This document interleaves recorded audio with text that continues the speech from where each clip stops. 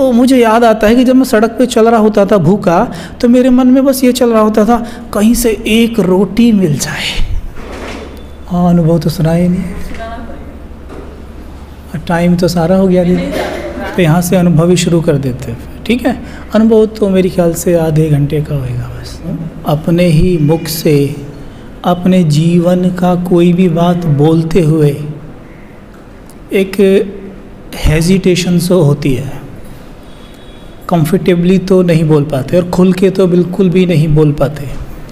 और जहाँ पर अपने जीवन से ही कोई ऐसी बात हो जिससे दूसरी आत्माएं भी प्रेरणा ले सकती हैं, तो वो ऐसे लगता है जैसे मानो अपने मुँह मिट्ठू बन रहे हैं, है ना। ऐसा लगता है कि फिर वो बोल नहीं पाते हैं उन चीज़ों को जो बोलनी चाहिए, पर उन चीज़ों को कोई दूसरा सुनाता है तो ज़्यादा अच्छा लगता है। बट यहाँ पे कोई ऐसा नहीं है जो मेरे बारे में कुछ भी जानता है, तो इसलिए काम शायद मुझे ही करना पड़ेगा। परिचय देना ज़रूरी है, तो मैं अपने बारे में थोड़ा सा आपको बताऊंगा। कहीं आपको ऐसा लगे कि ये अपनी प्रशंसा कर रहे हैं, तो आप अपनी जगह से उठ के मेरे पीछे भाग लेना, मैं भाग जाऊंगा यहाँ से, ठीक है, ओके। लेकिन ऐसा कहीं है नहीं। तो बात ऐसी है कि मुंबई में 2009 या 10 में मैं गया था। एक्चुअल में बचपन से ही ये बात मैं बोलता हूँ तो लोग हंसते हैं कि जैसे मैं कई बार कह चुका हूँ कि भाई हाँ, मैं एक गांव से बिलोंग करता हूँ। अब तो गांव काफ़ी ज़्यादा वो हो गया, फ्लॉरिश कर गया है, लेकिन उस समय पर तो कच्चे घर हुआ करते थे जब मैं छोटा था। तो वहाँ भैंसों का पहले पालन होता था, दूध वगैरह बेचना, खेती होना, ये सब। और हम लोग वही फटे से बनियानों के सड़कों पे खेलते थे, बारिश में नाचते थे। वो सब चीज़ें गाँव में जो होती हैं, आपने सबने अनुभव किया है ये सब, है ना। तो ये सब करते थे और सारे काम खेतों में भी करते थे और स्कूल भी जाते थे। लेकिन मेरे मन में ना एक चीज़ चला करती थी, जो चीज़ भविष्य में घटित होने वाली होती है ना, वो कहीं ना कहीं आपके चित्त में रहती है, क्योंकि कल्प पहले वो घटना घटित हुई है और वो फिर से घटित होने वाली है, तो आपको ऑटोमेटिकली वैसे विचार चलने लग जाते हैं, है ना। तो मुझे बचपन से ना एक मन में चलता था जब मैं छोटा सा था कि एक दिन मैं मुंबई जाऊंगा। मैं कहता भी था मैं मुंबई जाऊंगा बड़ा हो गए, मैं मुंबई जाऊंगा बड़ा हो गए। कच्चे घरों में रहने वाला है, जो सवेरे खा रहा है जिसको शाम का पता नहीं है, वो बच्चा कह रहा है कि वो बड़ा होकर मुंबई जाएगा। तो ये चीज़ें कहाँ से टच हो रही है? कल्प पहले ये घटनाएं हुई हैं, तो इस तरह का हो रहा है। चलो ठीक है, सब होते होते होते होते बड़ा होता गया, सब चीज़ बदलती गई, गांव भी धीरे धीरे शहर जैसा बनता गया, सारे हालात बदल गए, पैसा भी काफ़ी आ गया, सब कुछ बदल गया। वो दिन आ गया 2009 में जब मैं मुंबई गया। अब गया तो मैं पढ़ाई के लिए था, ठीक है, लेकिन जिस कॉलेज में मैं गया था वो फैशन कॉलेज था। और वहाँ पर सभी जितने भी वहाँ पे ना फैशन कॉलेज, जो आपने सुना होगा NIFT अगर नाम सुना हो तो, national institute of fashion technology, तो मतलब फैशन के कपड़े वहाँ पे बनते थे, स्टूडेंट्स बनाते थे। तो वो जितने भी कपड़े वहाँ पे बनाते थे, और जब मैं उस कॉलेज में गया तो वो सारे के सारे शूट्स मेरे ऊपर ही करते थे। उस दौरान मैं ऐसा नहीं दिखता था फिज़िकली जैसा अभी दिखता हूँ। अभी तो ऐसे एकदम सीधा सादा सा दिखता हूँ ना, एक गाय की तरह। पहले ऐसा नहीं दिखता था। अगर आप पुराने मेरे फ़ोटोज़ या वीडियोज़ देखेंगे तो आप कहेंगे ये इंसान तो कभी बीके बन ही नहीं सकता, ये कैसे बीके बन सकता है। टू मच बॉडी कॉन्शियसनेस, देह भान की अति और अहंकार सारी दुनिया का मेरे अंदर ही था। क्रोध सारी दुनिया का मेरे अंदर, यानी जितने विकार हैं ना उनकी चरम सब मेरे अंदर आप देख सकते थे। जैसे मुरली में आता है ना, जो जितना गिरता है वो उतना उठता है ना। तो मतलब गिरने की वो चरम थी, उससे ज़्यादा और क्या कोई गिर सकता है जितना मैं गिरा हुआ था। लेकिन अपने आप को बहुत ऊंचा समझता था मैं। अहंकार में सड़ा हुआ व्यक्ति जिसमें से अहंकार की बदबू आती है, और मैं सोचता था खुशबू आती है मुझ में से। ऐसे ही सोचते हैं ना जब अहंकार हमारे अंदर होता है, हाँ मुझसे बेहतरीन तो कोई है ही नहीं इस दुनिया में, मुझसे बड़ा ज्ञानी कोई नहीं है। सो मुझे कहा करते थे जब के कॉलेज में था, जब इसे मॉडलिंग करने के लिए कुछ करने की ज़रूरत ही नहीं है, इसका तो एटीट्यूड नेचुरली मॉडल्स वाला है। और मैं ये सुनकर ऐसे हो जाता था, मेरा एटीट्यूड नेचुरली मॉडल्स वाला है, मतलब वही मॉडल्स में वो देह भान टू मच होता है, वो मेरा नेचुरली था। और बहुत लंबे समय से जिम वगैरह जाता ही था, फिज़िक पूरी मेंटेन थी, तो अच्छे से सब मुझ पे शूट करते थे कॉलेज में और कहते थे कि ये तो बना बनाया मॉडल है। और ऊपर से मेरे अंदर बचपन से था ही मेरे को मुंबई जाना है, हीरो बनना है, ये सब मेरे अंदर बहुत रहता था बचपन से ही। इधर ये सब कॉलेज वाले सुलगा रहे हैं मुझे, टीचर भी खड़े होकर प्रशंसा कर रहे हैं, बोलो टीचर ही लुक्स की प्रशंसा कर रहे हैं, तो मैं तो और ज़्यादा फिर कि अब तो मेरे को मॉडल बनना ही है। मैं कॉलेज पढ़ाई छोड़ छाड़ के मॉडलिंग में चला गया। अब जब वहाँ गया तो क्योंकि मैंने बताया कि मैं बिल्कुल गांव से था, तो मुझे इंग्लिश बोलना तो आप छोड़ दीजिए, मैं हिंदी भी सही से नहीं बोल सकता था। आपके यहाँ भी जो टिपिकल विलेजेस हैं, जो बिल्कुल गांव हैं या गांवड़े जिनको आप कहेंगे, वहाँ के लोग कैसे बोलते हैं, उनकी भाषा कैसी है, वैसी ही मेरी थी बिल्कुल। अब सोचिए आप मुंबई जैसे शहर में मॉडलिंग करने जा रहे हैं और मॉडल्स की लैंग्वेज कैसी होती है, वो कैसे बोलते हैं और मैं कैसे बोल रहा हूँ। तो इस मामले में मेरा कॉन्फिडेंस थोड़ा हिलता था। तो इसके लिए मैंने थोड़ा बहुत सीखा, एक दो जगह थोड़ी बहुत ट्रेनिंग भी ली, है ना। लेकिन फिल्म इंडस्ट्री इतनी आसान इंडस्ट्री नहीं है। वहाँ पर ना लोग इतने वो जब आपके सामने बातें करेंगे ना, अब आपकी आंखों में तो सपने हैं कि आपको तो ये करना है वो करना है।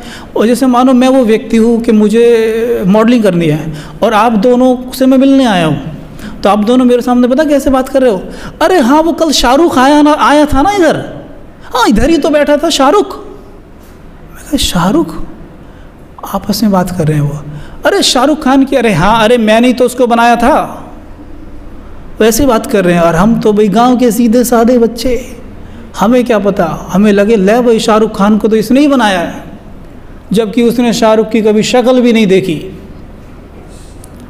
तो हालांकि मुझे लगता है कि शिव बाबा की कृपा मेरे ऊपर अज्ञान काल में भी थी, पर मैं उन्हें बिल्कुल नहीं मानता था।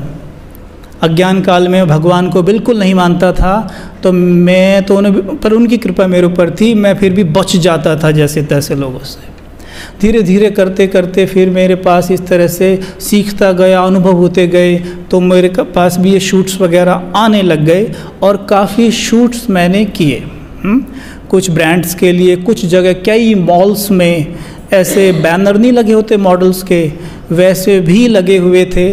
और बहुत लोग मुझे अलग अलग शहर से फ़ोटो खींच के भेजा करते थे। वो फ़ोटो आज भी मेरे पास पड़े हैं, जो बैनर्स लगे हुए हैं जिनमें मैं मॉडल्स के साथ खड़ा हुआ हूँ, ये सब अभी भी हैं मेरे पास। जीवन में था तो सब कुछ, पैसा भी आ रहा था, और भी जो भी चीज़ आज के युवा, विशेषकर अगर यहाँ कुमार बैठे हैं, युवा बैठे हैं, मैं उनको ये बात स्पष्ट बोल दूं कि जिन चीज़ों की आप कल्पना करते हैं, युवा अक्सर जिन चीज़ों की कल्पना करते हैं ना, जिन चीज़ों के पीछे भागते हैं, उनकी एक दुनिया बनी होती है मन के अंदर ही, एक झूठी दुनिया बना के रखते हैं, क्योंकि उन्हें मीडिया वगैरह क्या क्या दिखा रही है आजकल, तो बना के रखते हैं। वो सब चीज़ मेरे पास सचमुच में थी उस वक्त मुंबई में, लेकिन एक चीज़ नहीं थी, आंतरिक शांति और सुख। अंदर हमेशा एक डिस्टर्बेंस रहता था मेरे, हमेशा। और मेरे मन में प्रश्न बहुत चलते थे। जैसे मानो मैं शूट पे जा रहा हूँ और ट्रैफिक में ऑटो खड़ा है, मैं ऑटो में बैठा हुआ हूँ, तो मेरे मन में ये चलता था कि अब ट्रैफिक इतना है, जो रास्ता केवल 10 मिनट का है, जो रास्ता केवल 10 मिनट का है, उसे तय करने में ऑटो को 2 घंटे लग रहे हैं ट्रैफिक के कारण। मैं बैठा बैठा सोच रहा हूँ ये कैसा जीवन है, मेरे मन में चल रही है अज्ञान काल में, ये कैसा जीवन है। हम लोग ऐसे ट्रैफिक में खड़े रहते हैं और सब एक दूसरे को धक्का मुक्की कर रहे हैं। इतना पॉपुलेशन बढ़ रहा है, इतनी तेज़ी से बढ़ रहा है, ऐसे ही बढ़ता रहा तो ये कहाँ तक जाके पहुँचेगा। ये बातें मेरे मन में चलती थी, है ना। इतनी मारा मारी है, धर्मों के नाम पे भी लोग एक दूसरे को मारने को तैयार रहते हैं। ये सब चल क्या रहा है। मैं रोज़ सवेरे जाता हूँ, है ना, हम लोग काम धंधा करके घर लौटते हैं हारे थके, फिर सोचते हैं क्या करें, चलो पार्टी करते हैं, चलो ड्रिंक करते हैं, चलो स्मोक करते हैं, चलो कुछ बनाते हैं नॉन वेज वगैरह। मैंने कहा ना, जितना कोई व्यक्ति गिर सकता है उस गिरने की चरम पे मैं था। मेरा खान पान भी बहुत अशुद्ध था। आप इसके बाद चाहे मुझसे नफ़रत करें, आप चाहे ये कहें ये तो आदमी बेकार है यार, है? लेकिन मैं आपको खुल के बोल रहा हूँ, नहीं होता है कई बार हमें ऐसा लगता है यार ये क्या, लेकिन भगवान क्या से क्या कर सकता है आप वो देखिएगा। फिर मतलब जो भी अति हो सकते है उससे ज़्यादा आदमी कुछ नहीं गिर सकता है। सोचो मैं रोज़ डेली ½ kg से 1 kg मेरा नॉन वेज लेना ही लेना मुझे। अब मैं ये बोल रहा हूँ माइक के सामने, हालांकि मैं ये चीज़ शायद कटवा दूंगा एडिटिंग में, क्योंकि हर कोई इंसान की समझ या बुद्धि का लेवल उतना नहीं होता है कि वो उसे सही वे में ले सके, हैं। मैं रोज़ 1 लीटर वाइन पीता था और मुझे पीनी है। हाँ, स्मोक में कम करता था, 1-2 सिगरेट बस, और बाकी सब चीज़ें जो आप सोच सकते हैं जो मैं यहाँ बोल नहीं सकता वो तो सब थी ही। अब ये सब चल रहा है। अब मैं सोच रहा हूँ ये जीवन है क्या, ये क्या जीवन है, हैं? तभी इस दौरान मेरा किसी एक रिलेशन में ऊपर नीचे उथल पुथल ज़्यादा हो गई। अब ये तो सब चल ही रहा है, ऊपर से उथल पुथल चल गई। अब उथल पुथल होने के कारण मेरा माइंड पूरा डिस्टर्ब रहने लग गया, जैसे हल्का हल्का डिप्रेशन की तरफ जाने लग गया। मैं फुली डिस्टर्ब्ड, मेरा किसी काम में मन नहीं लग रहा है। अब मैं डेली जिम जाता था और जिम के सामने ही ब्रह्मा कुमारी सेवा केंद्र था, जैसे ये है मानो इसके सामने जिम हो, तो मैं जिम रोज़ जा रहा हूँ। मैंने नया जिम ज्वाइन किया था, पहले कहीं और जाता था, और 1 महीने से मैं इस जिम में आ रहा हूँ, शायद 2 महीने से, और रोज़ आता था। लेकिन इन दिनों में पिछले 3-4 दिन से बड़ा डिस्टर्ब था और मेरे मन में ढेरों क्वेश्चंस चल रहे हैं। व्हाट इज़ लाइफ, लाइफ है क्या, मैं कौन हूँ, मैं कहाँ से आया हूँ, मैं क्या करने आया हूँ, मैं इसीलिए आया हूँ। ये सब मुझे शूट वूट मॉडलिंग खाना पीना उल्टा सुल्टा, ये फ़ोन पे उससे गप्पे से, ये क्या जीवन क्या है, ये जैसे वैराग्य सा नहीं आता है। ये जीवन है क्या, मैं क्यों यहाँ आया हूँ, कहाँ से आया हूँ, मेरा मकसद क्या है जीवन का। सोचो भगवान ने हमें इसलिए भेजा होगा यहाँ कि तुम जाओ और जाके वहाँ रोटी पका के खाना। ऐसी क्या ज़रूरत पड़ गई थी भगवान को हमें नीचे भेजने की, जाके वहाँ रोटी खाना तू, हाँ भाई हमें क्यों भेजा होगा यहाँ। मैं सच चीज़ ये सोच रहा था। अब फुली डिस्टर्ब्ड जिम में गया, तो जैसे ही अंदर गया, उस दिन की बात अब बता रहा हूँ जब मैं ब्रह्मा कुमारी सेवा केंद्र में फ़र्स्ट टाइम गया था।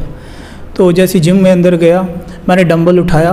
मैं बहुत पैशन के साथ वर्कआउट करता था, इवन इतना पैशन के साथ कि लोग मुझे मतलब वर्कआउट करते हुए को इतना पसंद करते थे कि मुझसे पूछते थे कि ये कैसे करते हो आप, ये वाला कैसे करते हो, ये कैसे करते हो।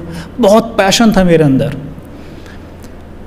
लेकिन उस दिन मेरा एक्सरसाइज करने में मन नहीं लग रहा है। मैं डंबल उठाता हूँ और डंबल छोड़ देता हूँ। फिर मैं खड़ा होकर सोचता हूँ थोड़ी देर, लाइफ क्या है। फिर मैं सोचता, अरे तू इतनी दूर आया एक गांव से उठ के, तूने कितनी मेहनत की है, कितना कुछ सीखा। तू तो बोलना भी नहीं जानता था, और उस बोलने का सीखने का ही परिणाम है आज बाबा ने पॉलिश कर दिया है।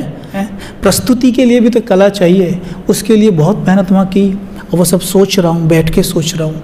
फिर डंबल उठा लेता था, क्योंकि और तो कुछ दिख नहीं रहा, कहीं रोशनी तो दिख नहीं रही, तो करना तो यही है। फिर डंबल उठाया, 3-4 मारे, फिर फेंक दिया, मज़ा नहीं आ रहा, छोड़ के बाहर आ गया, क्या करूं मैं। अच्छा, फिर वही बातें याद आ रही हैं, तो करेगा क्या, इतना मेहनत करके यहाँ तक पहुँचा, अब करेगा क्या। फिर अंदर गया, फिर उठा के मारना शुरू किया डंबल, फिर छोड़ दिया, बाहर आ गया। बाहर जैसे ही आया तो बाहर लिखा हुआ था, learn Rajyoga meditation free of cost. Learn Rajyoga meditation free of cost. अब देखो आप ड्रामा, इसे लिखे हुए को पिछले 2 महीने से मैं देख रहा था, और देखकर अपने अहंकार के वशीभूत मैं उसे देखकर कहता था कुछ फ्री में नहीं मिलता। तो मैं कहता था कुछ फ्री में नहीं मिलता, ये सब नौटंकी है, दुनिया में ठगी बहुत है, और ये भी एक तरीके के ठगी हैं। मैं खुल के बोल रहा हूँ, जो कि एक आम आदमी सोचता है और वो मुझे सुने, कि अगर कहीं कोई ऐसा सोच रहा है तो वो ऐसा ना सोचे, क्योंकि हर चीज़ गलत नहीं होती है। लेकिन क्या करें, एक मार्केट में एक दुकान सही चीज़ देने वाली हो और वहाँ पे बाकी उसको देखकर बनावटी सामान बेचने वाली खुल जाएं उसी के नाम पर, तो फिर तो कोई उससे भी सामान लेने में डरेगा ना, है ना। तो वही मेरे को हो रहा है। हाँ, ऐसे तो बहुत ठग घूम रहे हैं, फ्री ऑफ कॉस्ट कौन सिखाता है फ्री ऑफ कॉस्ट। और चलो फ्री ऑफ कॉस्ट भी सही तो लिखने की क्या ज़रूरत है, हैं? पहले तो फ्री ऑफ कॉस्ट होगा नहीं, फिर दूसरी बात मुझे क्या ज़रूरत है सीखने की, मैं तो सब जानता हूँ। दूसरा प्रश्न ये, I know how to meditate. मैं प्राणायाम करता था ना, तो मैं सोचता था इतना मैं इनसे ज़्यादा जानता हूँ, ये मुझे क्या सिखाएंगे। अहंकार देखिए आप मनुष्य का। अब फिर भी मुझसे रुका नहीं गया, जैसे मानो मुझे बाबा ने पकड़ा, चल तेरा अहंकार में अंदर निकालता हूँ, आ तू। मेरे को अंदर पकड़ के दरवाजे से खींचा, चल अंदर, अहंकार दिखाता हूँ अंदर। जैसे मैं अंदर गया, अंदर जाते ही वाइब्रेशन ही अलग, और वाइब्रेशन आपका मन बदल देते हैं। अंदर जाते ही वाइब्रेशन एकदम अलग, जैसे अब यहाँ पे ऐसे एकदम। कहाँ जिम के वाइब्रेशन, आज मैं जिम में जाऊँ तो मुझे पता चलेगा वहाँ के क्या वाइब्रेशन है, और यहाँ के हम किन वाइब्रेशंस में जी रहे हैं। अंदर जाते ही शांति। अब एक माता जी थे वहाँ पर, मैं उनको बोला नमस्ते, तो उन्होंने बोला ओम शांति। मैंने बोला कि अब मेरी समझ में नहीं को क्या बोलूँ। मैंने बोला मैम मुझे मेडिटेशन सीखना है। तो उन्होंने बोला हाँ हम सिखा देंगे आपको, आइए, यहाँ पे 7 डेज़ कोर्स कराया जाता है, आप करिए, और उसके बाद आप घर पे भी कर सकते हैं या आप यहाँ पे भी कंटिन्यू कर सकते हैं। तो मैंने बोला ओह, मतलब 7 डेज़ कोर्स, मतलब 7 दिन तक कुछ कराया जाएगा। तो मेरे मन में पता क्या आया, फिर तो ठीक है। अब देखो मेरी बुद्धियाँ थोड़ी ठीक चलनी शुरू हुई। अच्छा फिर तो ठीक है, 7 दिन तक कुछ तो सीखने को मुझे मिलेगा, और सीखने को मिलेगा तो मेरी प्रॉब्लम का समाधान मुझे मिल जाएगा। ठीक है। अच्छा, उन्होंने मुझे बोला कि आप ना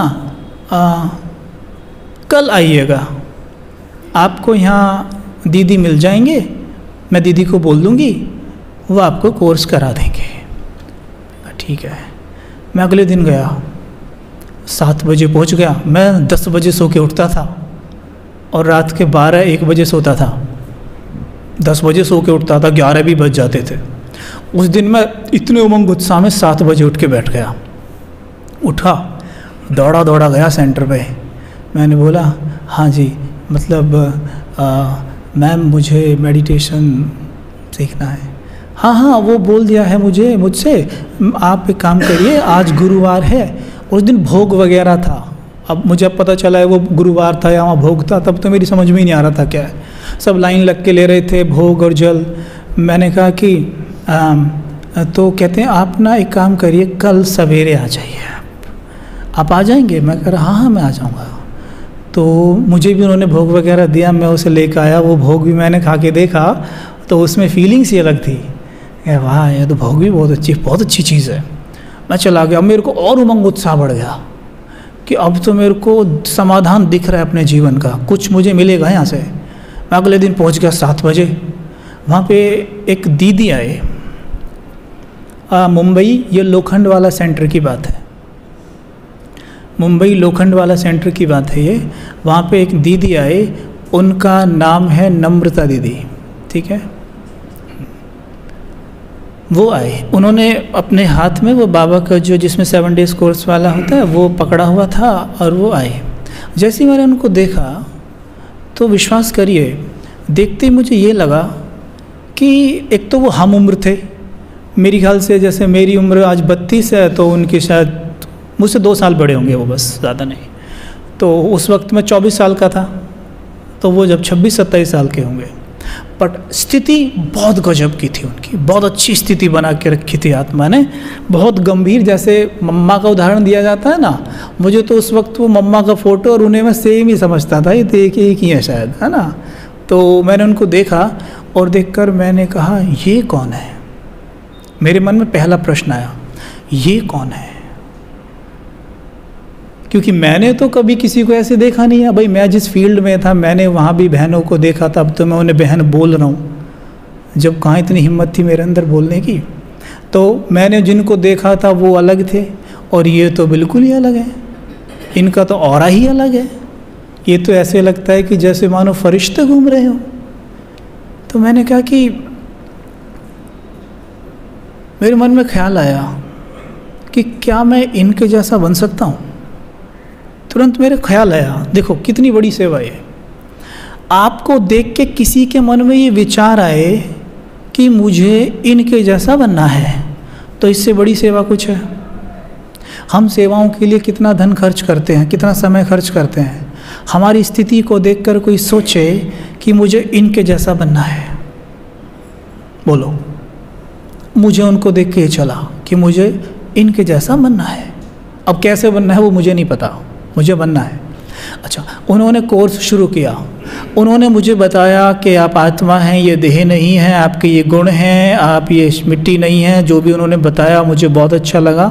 एग्जैक्टली एक लाइन तो मुझे भी याद नहीं है, बट वो जो बता रही थी बहुत ही अच्छे और सोल कॉन्शियस स्थिति में उन्होंने बताया, और मुझे बहुत ही अच्छा लगा। मुझे इतना अच्छा लगा कि वहाँ से निकलते ही पहले दिन ही मैंने अपने दोस्तों को कोर्स कराना शुरू कर दिया, ठीक है। वो सोचे हैं इसे कबीर को क्या हो गया, बट मैं इतना एक्साइटेड कि देखो मैंने क्या जाना है, आप भी तो जानो। अब कोर्स चलता गया, कोर्स चल रहा है, ठीक है। मुझे ऐसा लगने लगा था, हाँ, मुझे दूसरी खुशी जब हुई जब मुझे परमात्मा का सही परिचय मिला, कि मैं जिनको परमात्मा समझता आया था आज तक, इसीलिए मैं परमात्मा का इतना मान, इतना प्रेम नहीं रखता था परमात्मा से, क्योंकि मैंने सुना था कि वो तो भांग पीते हैं, गुस्सा करते हैं, ये करते हैं, वो करते हैं, इतनी रानियाँ थी, इतनी भगा दी, इतनी ये कर दी, है ना, ये सब किया।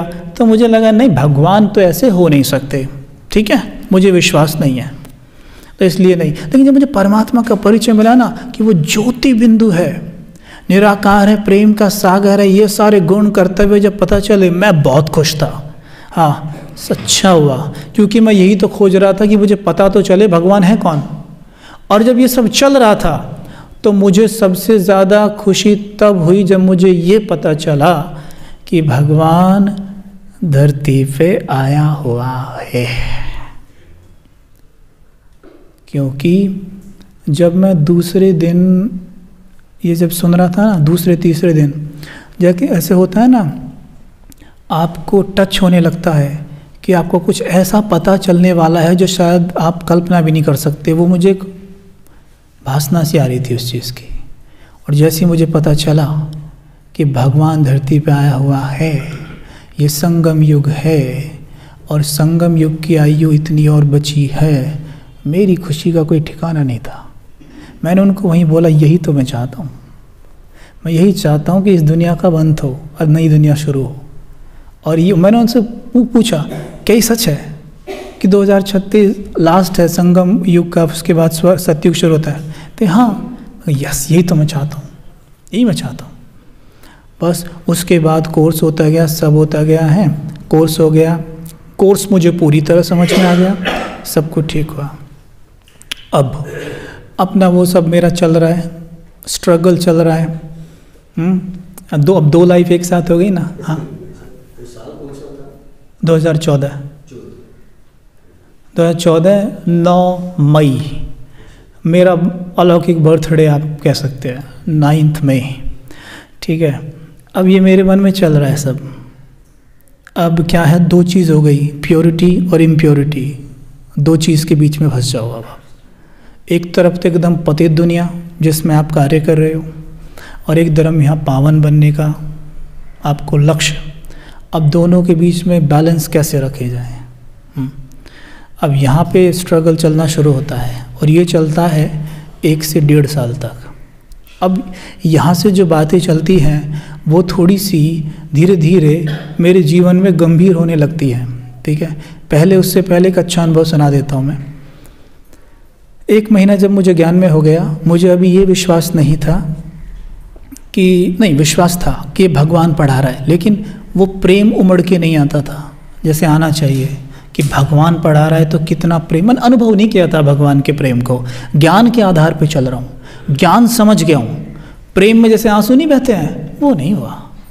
अच्छा, मुझे 1.5 महीना हो गया, शायद 2 महीना हो गए, तो दीदी ने मुझे बुलाया एक दिन। अच्छा, उन्होंने बोला कि कबीर भाई, हमारे यहाँ पे ना एक सेंटर है, वहाँ बड़ा सेंटर है, वहाँ पे एक भट्टी है, आज सभी भाइयों की भट्टी है और आपको वहाँ जाना चाहिए। मैंने कह दिया कि नहीं दीदी, मैं नहीं जा पाऊँगा, मेरा थोड़ा सा काम है। तो उन्होंने मुझे थोड़ा सा फोर्स किया कि नहीं, आपको जाना चाहिए। दीदी कह रही है ना, आपको जाना चाहिए। उनकी बात मैं नहीं टाल सकता था, क्योंकि उन्होंने एक तो मुझ पे बहुत मेहनत की थी। करने वाला तो बाबा है, लेकिन निमित्त उनको बनाया, और मैंने उनका समय बहुत लिया था, केवल 7 डेज़ ही नहीं, उसके बाद भी मैं उनका काफ़ी समय ले लेता था। कहीं भी उन्हें रोक लिया, उनसे प्रश्न पूछने शुरू कर दिए, और वो बड़ी धैर्यता से मेरे हर प्रश्न का जवाब देते थे। तो मैं टाल नहीं सकता था, मैं चला गया। अब ठीक है, मैं वहाँ गया, वहाँ माहौल बहुत अच्छा था, रात की भट्टी थी। 9 बजे 10 बजे हम वहाँ पहुँचे। अब सब ऐसे जैसे ही हॉल है, ऐसे ही वो हॉल था, रेड लाइट, सब बैठे हुए हैं। ये नज़ारा कितना सुंदर है ना। अब मैं वहाँ जाके बैठ गया। मैंने उनसे पूछा, ये भट्टी क्या होती है? जो मेरे साथ कुमार थे पुराने, उनका कि भट्टी मतलब योग होएगा, लंबे टाइम तक योग चलेगा। मैं कहा अच्छा ओके, कितने टाइम तक? कि वो सवेरे 5 बजे तक। मैंने कहा है सवेरे 5 बजे तक? मैं तो आधे घंटे से ज़्यादा बैठ ही नहीं सकता, 5 बजे तक कौन बैठेगा? कहते नहीं, आप जितना बैठो बैठ जाना, नहीं तो फिर लेट जाना जाके। मैं ठीक है चलो, पर मैंने भी संकल्प किया भाई 8 घंटे है तो कोशिश तो करूँ 3 घंटे तो बैठूँ मैं भी, मुझे कहाँ जाना है, जब ये बैठे मैं भी बैठ जाऊँगा। अब क्या है, मैं बैठ गया, भट्टी चल रही है। 10 से 11 बजे, 11 से 12, 12 से 12:30 के बीच का टाइम है, वो 12:30 के आसपास। अब क्या होता है, मेरे को नींद आ रही है, मैं ऐसे कर रहा हूँ, बार बार झटके मार रहा हूँ, बार बार झटके खा रहा हूँ, नींद आ रही है फुल। मेरे को मेडिटेशन कहाँ होएगा, आप सोचो इतना ज़्यादा काम, बट ऐसे ऐसे कर रहा हूँ। तभी क्या होता है, एक आवाज़ आती है मुझे, और उसने मेरी ऐसी नींद उड़ाई। अब ये आवाज़ मैंने पहले कभी नहीं सुनी थी, ये आवाज़ मैंने पहले कभी नहीं सुनी थी, जो ये आवाज़ मैं अभी सुन रहा था। और ये आवाज़ कहाँ से आती है, मैं जैसे ये सीलिंग है ना, इसके ऊपर स्पीकर सेट्स थे, स्पीकर लगे हुए थे, तो वो स्पीकर मेरे ऊपर ही था, उस स्पीकर से आवाज़ आती है। क्योंकि अब तक तो कमेंट्रीज और म्यूज़िक से चल रही थी भट्टी, अभी क्या किया उन्होंने, ड्रिल लगाई, और उसमें से आवाज़ आई एकदम, अच्छा तो बाप कहते हैं। जैसी ये आवाज़ आई, बाप दादा, अच्छा तो बाप कहते हैं, जैसे ये आवाज़ आई, ओ मैं एकदम से जैसे झटका लगा मुझे बहुत ज़ोर से। और इस आवाज़, वो सिर्फ आवाज़ नहीं थी मेरे लिए, क्योंकि अगर उसे कुछ टच कराना हो तो वो कुछ भी कर सकता है, वो सिर्फ आवाज़ नहीं थी, उस आवाज़ ने जैसे मुझे अंदर तक भेद दिया हो बिल्कुल एकदम, कि जैसे कि मैंने क्या सुना है अभी, कि बाप कहते हैं 1 सेकंड में अशरीरी हो सकते हो। हैं, अच्छा तो चलो अशरीरी हो जाओ। फिर वो म्यूज़िक बजता है। अच्छा, मैंने जैसे सुना मेरे को एकदम से झटका लगा, ये कौन है? प्रश्न पहला, ये कौन है? कितनी पावरफुल आवाज़ है, ऐसी आवाज़ तो मैंने कभी नहीं सुनी। दूसरी जो संकल्प उठा, जो उत्तर के रूप में था, ये बाबा है, ये बाबा है। अच्छा, जैसी आवाज़ आई ना कि ये बाबा है, तो उसी वक्त पता क्या हुआ, मेरी आंखों से इतने आंसू बहे कि मैं बता नहीं सकता आपको। मतलब खुशी के कहूँ या किस चीज़ के कहूँ कि भगवान की आवाज़ मैं सुन रहा हूँ, भगवान की आवाज़ सुन रहा हूँ मैं। मतलब मैं कौन हूँ? मेरे मन में ये बात उठी कि मैं हूँ कौन, कि भगवान मुझे अपनी आवाज़ सुना रहा है। मतलब वो भगवान जिसे पूरी दुनिया ढूंढ रही है पागलों की तरह, जिसके लिए लोग लाइनों में खड़े रहते हैं, मंदिरों में लेट लेट के परिक्रमा देते हैं, वो कह रहा है कि क्या तुम एक सेकंड में अशरीरी हो सकते हो बच्चे? ये सुनते ही तो मेरी नींद तो छोड़ो, आगे पीछे का सब खुल गया। जैसे कहते ना, झटका, शॉक लगा हो ना, शॉक लगा है वो वाला, एकदम झटका लगा, एकदम आंखें खुल गई, नींद तो भाग गई दूर दूर तक। और मेरे मन में बस यही चलता रहे, आंसू बहते रहे, मैं सारे यहाँ तक कपड़े भीग गए, खुशी के आंसू। मैं बहुत रेयर रोता हूँ, बहुत रेयर, शायद अपने जीवन में 1-2 बार, लेकिन ये जो खुशी थी ना, इसने आंसू रोके ही नहीं। और मैं सुनता रहूँ वो आवाज़ और बैठा रहूँ। फिर उसके बाद वो हो गया ब्रेक जो हुआ 3, इसके बाद जो ब्रेक हुआ सभी ऊपर चले गए आराम करने के लिए। अब मेरे मन में तो सब कुछ यही चल रहा है कि मैंने भगवान की आवाज़ सुन ली, मैंने भगवान से मिल लिया। मैंने सिर्फ आवाज़ नहीं सुनी, मुझे ऐसा लग रहा था मेरा मिलन हुआ है उससे, मैं भगवान से मिल लिया। मेरे मन में यही चल रहा है। अब मैं ऊपर चला गया, मैं ऐसे चल रहा हूँ वहाँ पे जैसे मैं शॉक में हूँ, कोई शॉक लगा हुआ है मुझे। और ये जो बाकी के कुमार हैं, ये अपने मस्ती कर रहे हैं। जो पुराने कुमार थे, कुमार थोड़ा मस्ती तो करते ही हैं, और वो कर रहे थे, पर मुझे ये बात पसंद नहीं आ रही है। मैं रो रहा हूँ तो ये क्यों नहीं रो रहे? और मेरे को खुशी है भगवान की मिलने की, इनको खुशी नहीं है। पर जब भी मेरे को उत्तर आया, ये पुराने हो गए ना, इनको क्या फ़र्क पड़ता है। फिर भी मेरे मन में फिर दूसरा, फिर भी भगवान मिला है, इनको कोई फ़र्क ही नहीं पड़ रहा है, ये बच्चों की तरह उछल रहे हैं। फिर भी भगवान पढ़ाता है तो कुछ तो विशेष होना चाहिए ना। मेरे मन में ये चल रहा है बातें, मेरे मन में ये चल रहा है। अच्छा, ये चीज़ मुझे कहाँ काम आई, आगे भी काम आई। आज भी मैं ऐसा सोचता हूँ कि जब मुझे अज्ञानी देखते होंगे, अज्ञानी तो खैर नहीं बोलूँगा, वो बोलूँगा जिन आत्मा को अभी अभी ज्ञान मिला है, जब वो मुझे देखते होंगे और अगर मेरा चाल चलन थोड़ा भी साधारण हो तो उन पे कितना बुरा इम्पैक्ट पड़ेगा कि भगवान पढ़ाता है। अभी कोर्स किया है मैंने, 7 डेज़ कोर्स, उसमें बताया है दीदी ने कि भगवान पढ़ाता है। मेरे मन में ये तब से आज भी चलता है, और तब मेरे मन में चल रहा था कि ये क्यों नहीं, चलो रो मत, फिर भी गंभीरता तो होनी चाहिए ना, या रूहानियत, तो ऐसा कुछ चल रहा था। अच्छा, मैं जाके एक कोने में बैठ गया, उनसे अलग थलग। फिर भी मैंने कंफर्म करने के लिए, जब आपकी लॉटरी लगती है विश्वास नहीं होता ना, मैंने कंफर्म करने के लिए एक भाई से बोला कि भाई जो ये आवाज़ थी, ये आवाज़ किसकी थी? तो बोला ये आवाज़ बाप दादा की थी। मैंने कहा हाँ, बाप दादा की थी, वाह वाह, कन्फर्म हो गया ना, स्टैंप लग गया। ये आवाज़ बाप दादा थे, ये थे भगवान। मैं ऐसे बोल रहा, कहते हाँ। मैं कह रहा तो बाप दादा योग भी करवाते हैं? मैं उनसे ही बोल रहा, बाप दादा ऐसे योग भी कराते हैं? कहते हैं हाँ भाई, सारा काम भगवान का ही तो चल रहा है, तो भगवान कराएंगे। और वो ये बोले, और मेरे अंदर से जैसे मानो ना, अंदर ही अंदर से खुशी के आंसू, क्या बोलूँ, लड्डू से फूटे यार, क्या मैं बयान ही कर सकता, मेरा शब्द नहीं है मैं क्या अनुभव कर रहा हूँ। हो गया अच्छा भगवान पढ़ा रहे हैं यार, मतलब कमाल है बिल्कुल। अब ये सब चल रहा है। अब मैं जाके एक कोने में बैठ गया। मैं एक चारपाई पड़ी थी खाली, उस पर कोई नहीं था, सब इधर अपने आराम कर रहे हैं, कोई मस्ती कर रहा है। मैं एक तरफ जाके बैठ गया हूँ और बैठ के मैं लेट गया। और लेटते वहाँ तकिया सा लगा हुआ था, मैं ऐसे उस पर सर रख के लेट गया।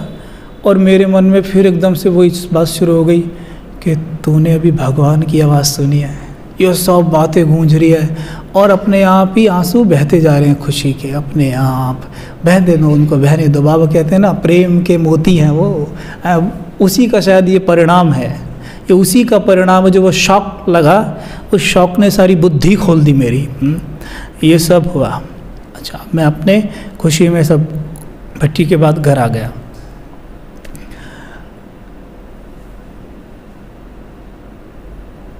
मेरे जीवन का दो अनुभव तो बहुत हैं, लेकिन समय बहुत हो जाएगा। मैं थोड़े जो मुझे याद आ रहे हैं, एक तो ये वाला सुना देता हूँ जिसमें बाबा ने मेरी इस तरह से मदद की थी। मदद तो हर बार किया, लेकिन इसमें थोड़ा सा मुझे आश्चर्य हुआ था और आपको भी होगा। मैं अपने काम धंधे के बाद जो भी करता था लौकिक में, मुंबई में, उसके बाद रोज़ शाम को एक सेंटर की गीता पाठशाला थी, ठीक है, जो कि मेरे घर से, जहाँ पे मैं रहता था, वहाँ से 3-4 किलोमीटर दूर थी। मैं वहाँ रोज़ सेवा देने जाता था अपनी बाइक से। और मैं ज़रूरी नहीं है कि वाइट कपड़े ही पहन के जाता था, ऐसा नहीं था। मैं कलर कपड़े भी पहनता था और मैं कलर कपड़े ही उस दिन पहने हुए था। बाइक मैं चला रहा था, लेकिन मुझसे गलती से सिग्नल टूट गया। रेड लाइट थी, मैंने क्रॉस कर दिया और जो पुलिस वाले भाई थे वो थोड़े से ऐसे खड़े हुए थे कि वो जो सर्कल ऐसे घूम के आता था तब दिखते थे वो खड़े हैं।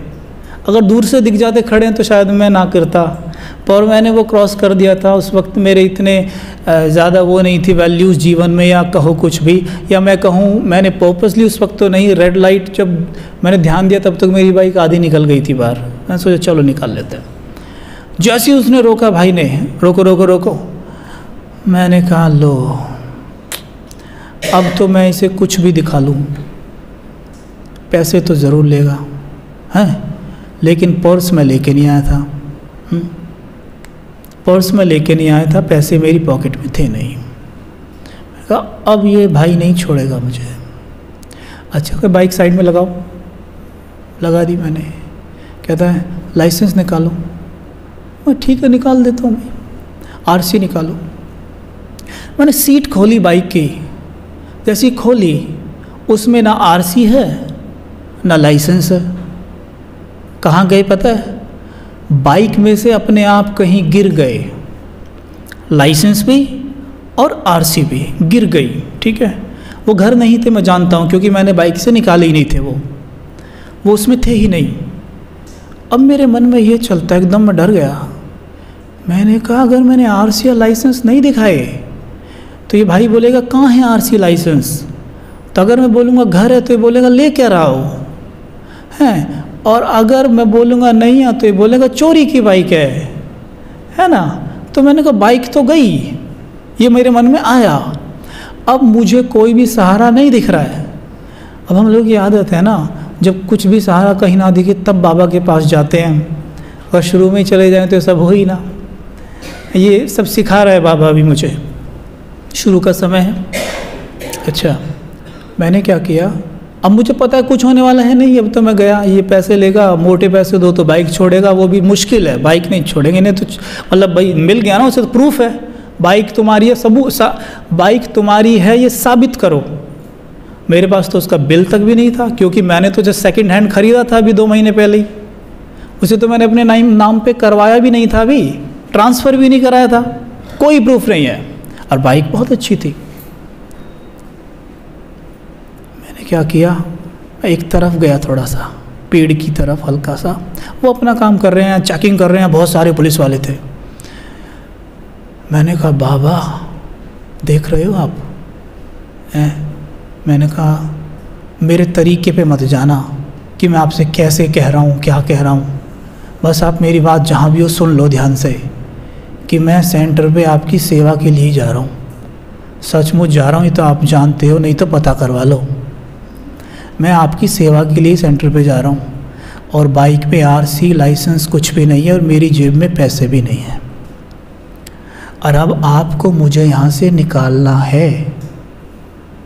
आज आपका पेपर है।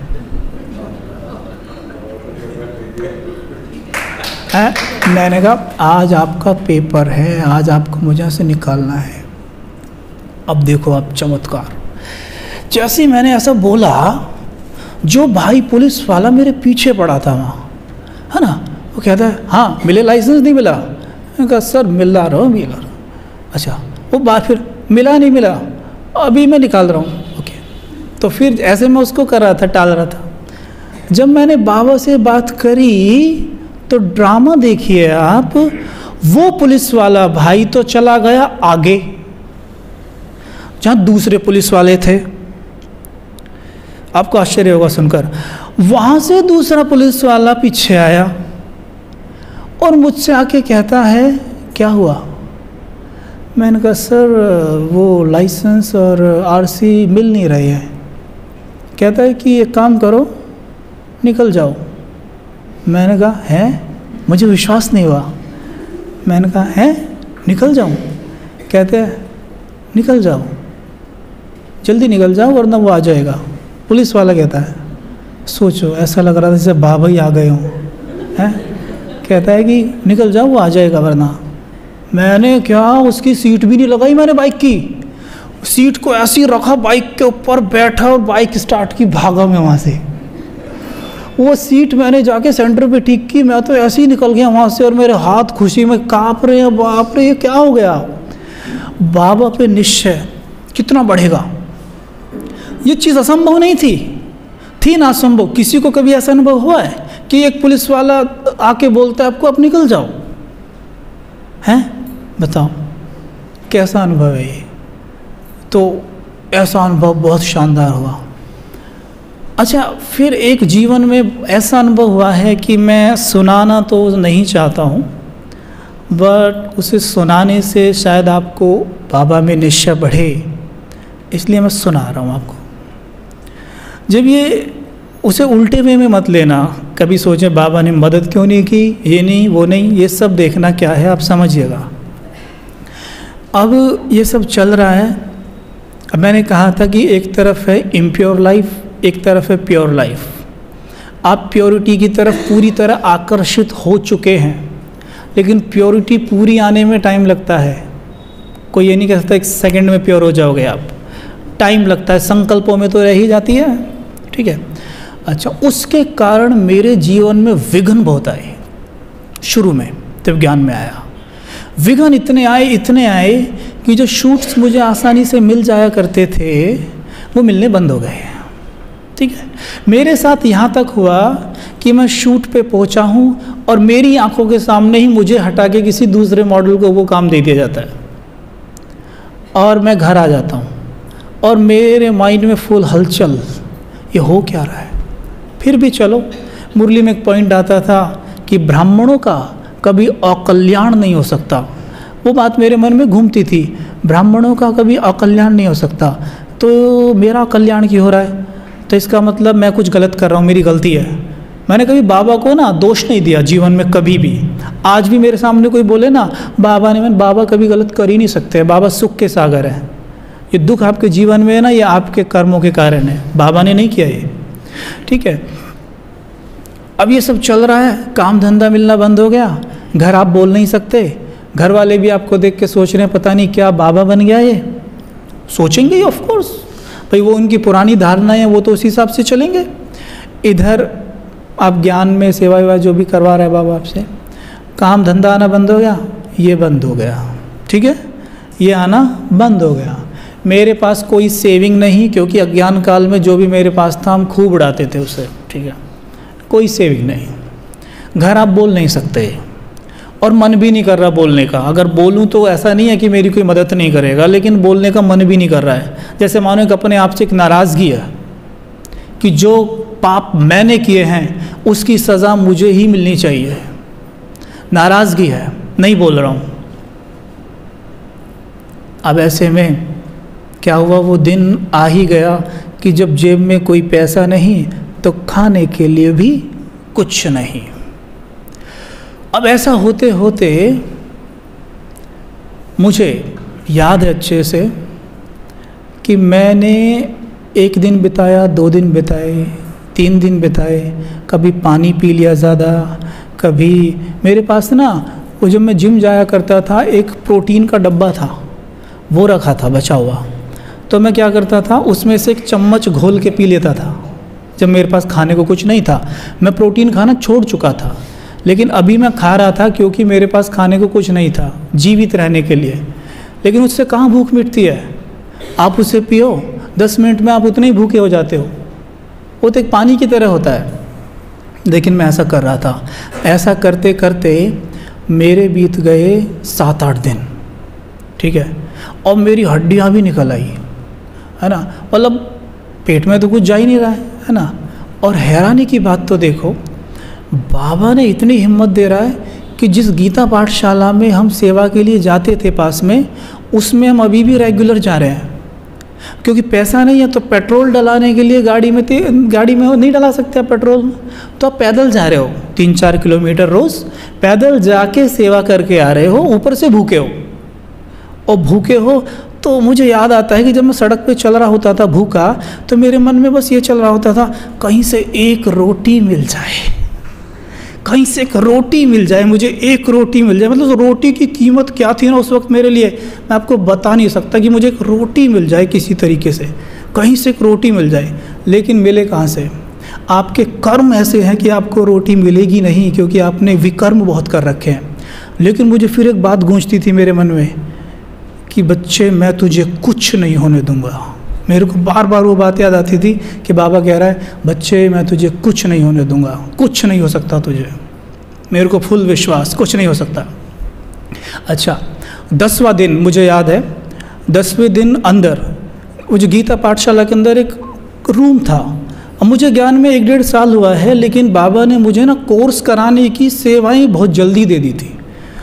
तो कोर्स बाबा कराते थे, तो मैं कोर्स करा रहा था आत्माओं को अंदर वहाँ पे, और मुझे भूख बहुत ज़ोर से लग रही थी।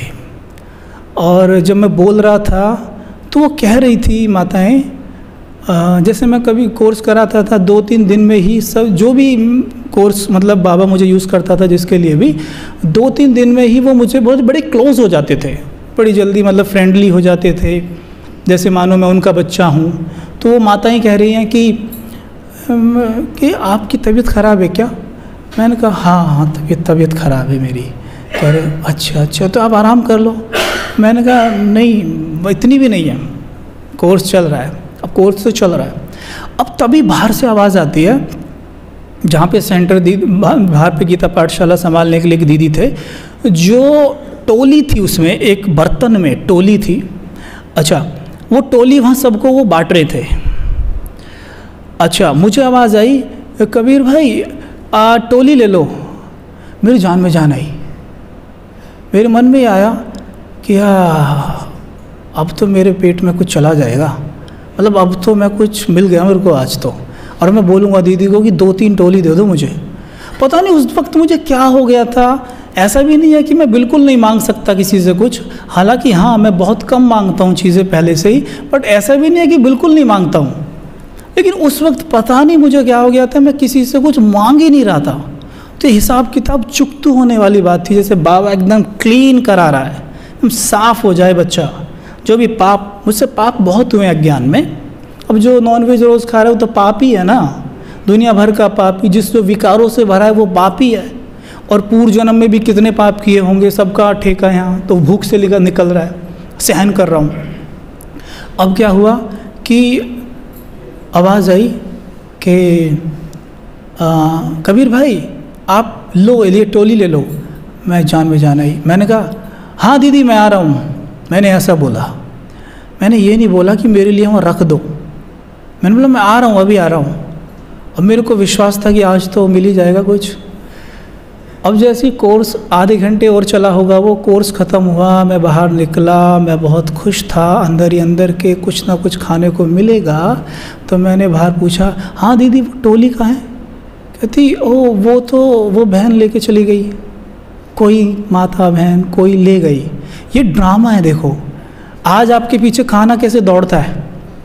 आज आप कहते हो, आज दीदी मुझसे कितनी बार कहती हैं, कबीर भाई ये बना हुआ है, कबीर भाई ये बना हुआ है, ये खा लो। अच्छा 5-6 सब्जियां रख देती हैं सामने, सब चीज़ रख देती हैं। और मैं कहता हूँ नहीं मुझे एक ही सब्ज़ी चाहिए, मुझे कुछ खाना नहीं है। आज खाना पीछे दौड़ रहा है, ये ड्रामा है। और वहाँ मैं खाने के पीछे दौड़ रहा हूँ। हाँ देखा कुछ भी नहीं, वो भी गया। ओके, मैंने कहा कि अभी मेरे पाप बाकी हैं। मैंने कहा अगर पाप बाकी हैं तो मैं किसी को कुछ बोलूँगा ही नहीं, मैं बताऊँगा नहीं किसी को कुछ भी। पाप इसी तरह चुकते होंगे। और बाबा ने मुझसे वादा किया है कि वो मुझे कुछ होने नहीं देगा। हाँ 11वां दिन गया, 12वां दिन गया, 13वां दिन गया, 14वां दिन था। ठीक है 14वां दिन था और मैं ऐसे ही कुछ ढूंढ के जो कुछ मिल जाता था थोड़ा सा जीने के लिए कोशिश करता था कि अंदर डाल लूँ। फिर कुछ 1 चम्मच का है कुछ डाल लिया, ऐसा कुछ। कच्ची दाल मिल गई थी एक बार मुझे किसी डब्बे में पड़ी हुई, वही मैंने चनों की तरह चबा ली थी थोड़ी सी ऐसे। अच्छा फिर क्या हुआ, 14वां दिन जब था तो मैं सेंटर गया। सेंटर से मैं पैदल आ रहा हूँ और ऊपर से देखो पेपर, आपको पैदल आना है पैदल जाना है तो भूख तो और ज़्यादा लगेगी। और सड़क पे मैं सिर्फ रोटियों के बारे में सोचता रहता था। मतलब रोटी जैसी चीज़ मेरे लिए कुछ थी ही नहीं उस वक्त, कि उससे बेहतरीन चीज़ दुनिया में कुछ नहीं हो सकती। ठीक है मैं घर पहुँचा, अपने रूम में गया। मैं रूम में अकेला ही रहता था। तो मैं खड़ा था, मैं ऐसे सोच रहा हूँ, थोड़ा सा पेट में जैसे ना एक आग सी लग रही है कि बस इस सामने टीवी रखा था, टीवी को उठा के ही खा जाऊँ, है ना। ऐसा मतलब पूछो मत क्या हाल है मेरा उस वक्त। पानी भी पी रहा हूँ तो पानी से कुछ प्यास भूख कुछ नहीं मिट रही। अच्छा मैं खड़ा हूँ ऐसे देख रहा हूँ, बहुत ऐसे टूटा सा मेरे मन में फिर एक बात गूंज रही है। हाँ एक बात मेरे मन में आने लगी थी अब, यार कहीं मुझे कुछ हो ना जाए, कि मतलब मेरा शरीर ख़राब ना हो जाए है। लेकिन फिर एक आवाज़ आई कि मैं तुझे कुछ नहीं होने दूंगा। ठीक है हाँ, ये फिर मैं बेफिक्र हो जाता था। अब जैसे ऐसे हुआ तो मुझे ना हल्का सा ऐसे, क्योंकि मैं पानी तो पी ही रहा था तो इसलिए मैं चल पा रहा था, मुझे हल्का सा ऐसे आंखें मेरी घूमी और मैं नीचे को ऐसे गिरने लग गया। तो जैसे ही मैं धीरे धीरे नीचे को गिर रहा था तो वहाँ बेड था, तो मैंने हल्का हाथ बेड की तरफ दिया और जैसे ही मैं नीचे की तरफ गया तो नीचे टिकने तक मुझे अच्छे से याद है कि मुझे बाप दादा संभाल रहे थे। बिल्कुल स्पष्ट अनुभव हो रहा है कि मुझे बाप दादा संभाल रहे हैं एकदम आराम से। और जैसे ही मैं नीचे जाके टिका तो मैं बेहोश नहीं हुआ, मुझे एकदम क्लिक हुआ मेरे माइंड में कि तुम्हारे फ़ोन में 50 पैसे अभी हैं। मतलब इतने दिन तक मैं ये सोच रहा था कि मेरे फ़ोन में बैलेंस भी नहीं है, देखो। लेकिन मुझे जब मैं लेटा तो वो बाबा ने टच किया मुझे कि तुम्हारे फ़ोन में 50 पैसे अभी बाकी हैं। जैसे ही मैं एकदम याद आया 50 पैसे हैं, तो मैंने तुरंत एकदम अपनी लौकिक सिस्टर है जो मेरी मुझसे जो 2 साल छोटी है, जो बाबा की बच्ची है, बहुत मैच्योर बहुत समझदार सोल है, उसे मैंने फ़ोन किया, मिस कॉल मारा। जैसे ही मिस कॉल दिया उसने तुरंत फ़ोन किया। देखो ड्रामा देखो, इस दौरान मुझे घर से भी किसी का फ़ोन ही नहीं आया, कुछ भी मूवमेंट नहीं हो रहा है मेरे जीवन में, कोई हलचल नहीं हो रही है। हाँ एक हुई थी बीच में, एक तरीके से मेरे को ये तरीके पेपर ही कहो, मैं तो इसे पेपर ही मान रहा था। ये जब 10वां दिन या 9वां दिन था, एक भाई हैं शक्ति भाई, अगर वो सुनेंगे या सुन रहे होंगे तो उन्हें याद आएगा ये बात। वो मेरे पास आए थे, उन्होंने कहा कबीर भाई हाँ चल रहे एक जगह चल रहे हो? मैंने क्या हुआ? कहते यार मुझे भूख लग रही है। मैं कहा हाँ तो मेरे पास 2 पास हैं एस्कॉन मंदिर के, हमारे घर के पास ही था एस्कॉन मंदिर। कह रहे 2 पास हैं, चलो ना वहाँ पे आज भोजन करके आते हैं। मैं कह रहा देखो ये मैं तो बोलने वाला हुई नहीं, मुझ में इतनी हिम्मत कहाँ से आई? कोई भूखे को जो रोटियां ढूंढ रहा है वो ऐसा कैसे बोल सकता है? मेरे मुंह से पता क्या निकला उस वक्त? आप कहेंगे मुझे ये बात सुन के, ए भाई तो बड़ी बेवकूफ़ी, आपने बहुत बड़ी बेवकूफ़ी करी। मेरे मुख से क्या निकला? नहीं, देवताएं भक्तों का थोड़ी ना खाते हैं, हम तो देवताएं हैं, हम तो देवताएं हैं, हम कैसे खा लेंगे? तो वो कह रहे, पहले तो वो खड़े रहे थोड़ी देर, शक्ति भाई मुझे देखते रहे, कहते हैं हाँ बात तो आप सही कह रहे हो। कह रहे मैं नहीं जा रहा, मैं भी नहीं जा रहा, वो भी नहीं गए, ठीक है। और मेरे मन में जब वो चले गए, मेरे मन में आया कि ये मेरे मुख से निकल गया, नहीं पर मैं जाता नहीं, मैं नहीं जाऊँगा चाहे कुछ भी हो जाए।